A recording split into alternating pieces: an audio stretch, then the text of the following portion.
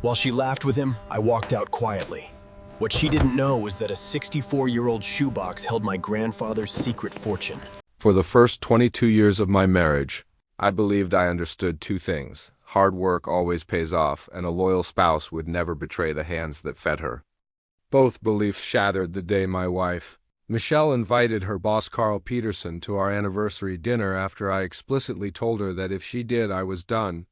She laughed, rolled her eyes, and said I was being dramatic. She invited him anyway. That night, walking into my own home, I found Carl's BMW in my driveway and the curtains drawn in the master bedroom, something Michelle never did during the day. I heard laughter upstairs, not nervous laughter, not surprised laughter. Comfortable laughter. The kind people share when they've crossed lines so many times the guilt is gone. I stood at the bottom of the stairs holding roses and feeling something quiet inside me die, but I didn't confront them.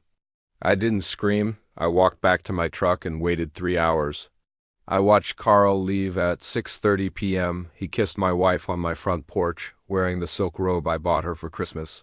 She smiled like a teenager sneaking around with her secret boyfriend. By 9 a.m. the next morning, divorce papers were served, to me, not her.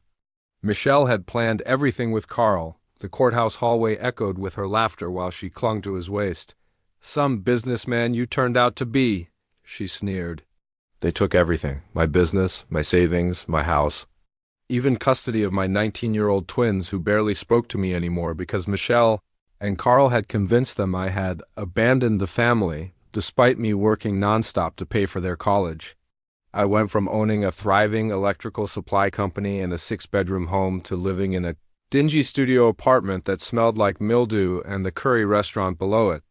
I had $1,043 left, a 20-year-old car, and a life that felt like someone had erased me from it. Then one night, going through the last storage unit Michelle didn't know existed because I de-rented it years ago in my late father's name, I found a shoebox labeled "Important Papers." Inside it was a yellowed passbook from 1960 with a $50 deposit, my name written on it by my grandfather, Robert. I remembered vague childhood stories about him opening an account for me, but everyone assumed it was long gone due to bank mergers.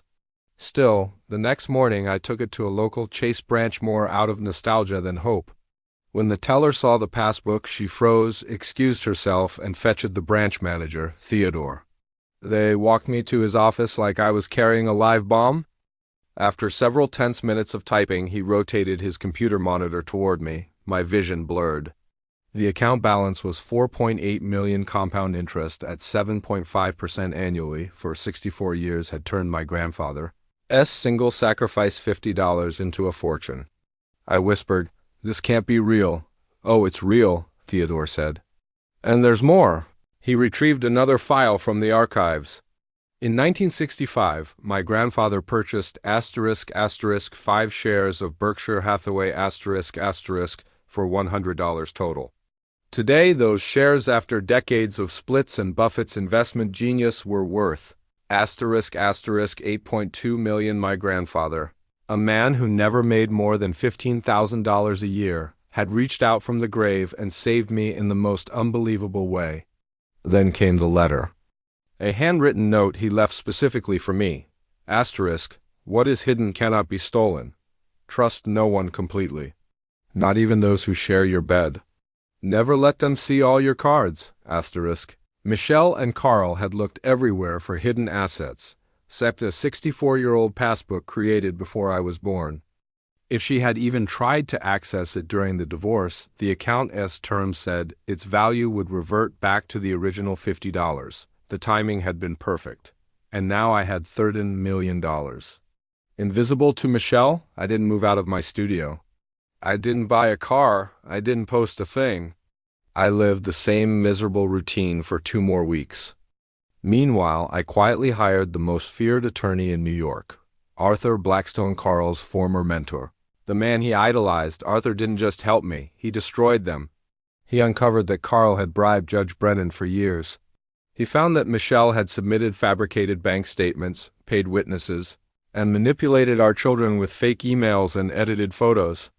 He uncovered kickback schemes, fabricated evidence, and a forensic accountant, Carl's cousin, who'd lied under oath. Arthur filed a RICO case, organized crime-level charges. Within weeks, Carl was arrested at his law office in handcuffs.